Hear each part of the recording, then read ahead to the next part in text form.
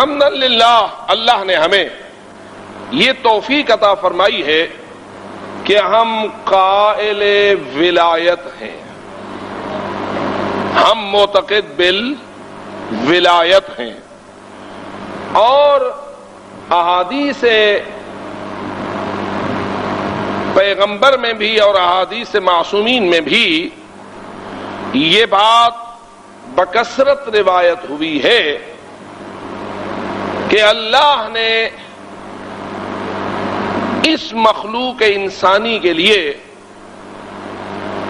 ولایت سے بہتر اور کوئی تحفہ نازل نہیں کیا۔ سب سے اہم ترین ستون ولایت کا ستون ہے۔ بعض روایات میں یہ بات آئی ہے کہ بنی الاسلام علی خمس،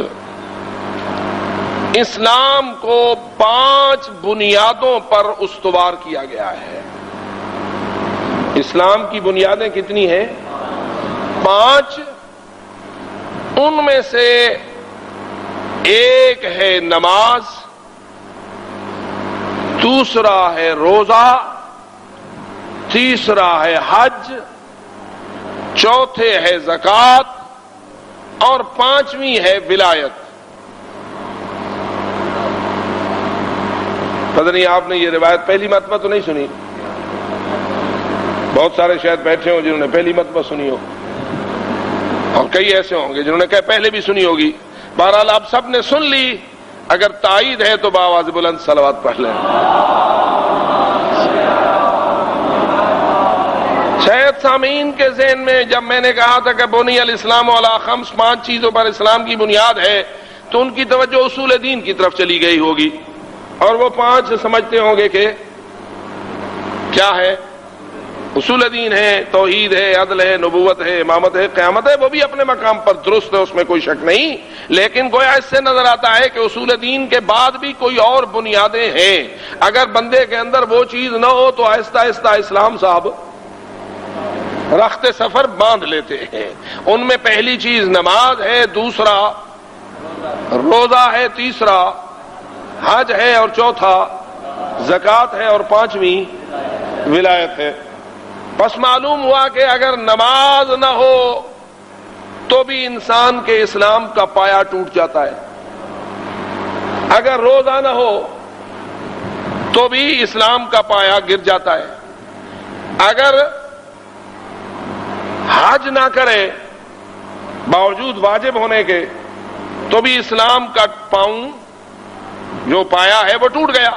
اور یہی وجہ ہے کہ میں نے آپ کے سامنے یہ روایت کئی مرتبہ بیان کی ہے کہ حضرت امام جعفر صادق علیہ الصلوۃ والسلام نے فرمایا کہ اگر کسی شخص پر حج واجب ہو جائے اور وہ حج واجب ادا کیے بغیر مر جائے، فَلْيَمُتْ يَهُودِيًّا أَوْ نَصْرَانِيًّا، وہ یہودی یا نصرانی ہو کے مرے۔ اب رسول امام علیہ السلام کا یہ فرمان، اور ادھر بنی الاسلام علی خمس، اس میں حج کا تذکرہ، یہ دونوں باتیں آپس میں مل گئی یا نہیں؟ کہ ادھر اسلام کا ایک پایا حج کو قرار دیا، اور جس پر حج واجب ہو اور حج کیے بغیر وہ مر جائے، امام نے اسے یہودیت اور نصرانیت کے کھاتے میں شمار کر دیا۔ اب میں پوچھتا ہوں، کیا امام جعفر صادق علیہ السلام کے ماننے والوں کو حاجی صاحب ہونا چاہیے یا نہیں؟ جی، جو بننا چاہتا ہے وہ صلوات پڑھے۔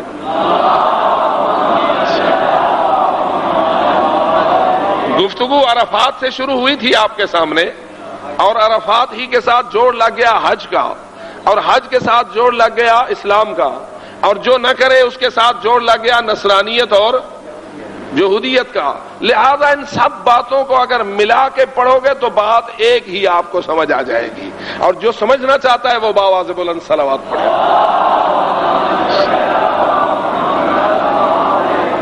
اس کے ساتھ پھر امام نے فرمایا ولایت، اور فرمایا کہ ان 5 میں سے اہم ولایت ہے۔ ان 5 بنیادوں میں سے اہم کیا ہے؟ ولایت ہے۔ اور ولایت کن کی؟ محمد و آل محمد کی ولایت اہم ہے، اور اس کی اہمیت کی وجہ یہ ہے کہ اگر ولایت ہوگی تو نماز قبول، اگر ولایت ہوگی تو روزہ قبول، اگر ولایت ہوگی تو حج قبول، اگر ولایت ہوگی تو زکوٰۃ و خمس قبول. یعنی تمام عبادات اسلامی نہیں ہیں قبول مگر ولایت کی بنیاد پر. لہذا جس دل میں ولایت محمد و آل محمد ہے اس کی نماز کی شان ہے، اس کے روزے کی شان ہے، اس کے حج کی شان ہے، اس کے زکوٰۃ و خمس اور دیگر تمام عبادات کی شان ہے.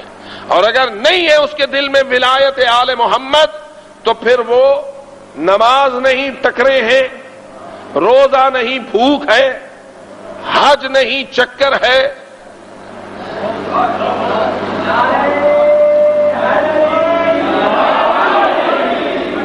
سیر و سیاحت ہے. اللہم صلی علی محمد وعلی ماشاءاللہ. اس نے ایک بہترین میلہ دیکھا ہے، بڑی خوبصورت قسم کی سینریاں اس نے دیکھی ہیں، بڑا اچھا اس نے نظارہ کیا ہے، بڑے بڑے لوگ دیکھے ہیں، مختلف رنگ ہیں، مختلف شکلیں ہیں، مختلف عادات ہیں، مختلف خصائل ہیں. وہ ایک بڑا میلہ دیکھ کر آیا ہے. اس نے بڑے اچھے سفر کیے ہیں، ادھر دیکھا، پہاڑوں پہ چڑھا، ہوائی جہازوں کے سفر کیے، پہاڑوں کو دیکھا، سمندروں میں گھوما، ادھر ادھر سب کچھ دیکھ جاگ کے بہترین سفر نامہ کر کے ایک بہترین سفر کر کے آ گیا. لیکن اس سفر کا تعلق اس کی دنیا کی لذت سے ہو سکتا ہے، اس کی آخرت کی نجات سے نہیں ہو سکتا ہے اگر اس کے دل میں ولایت نہیں ہے. تو جس دل میں ولایت ہے وہ باواز بلند صلوات پڑھے.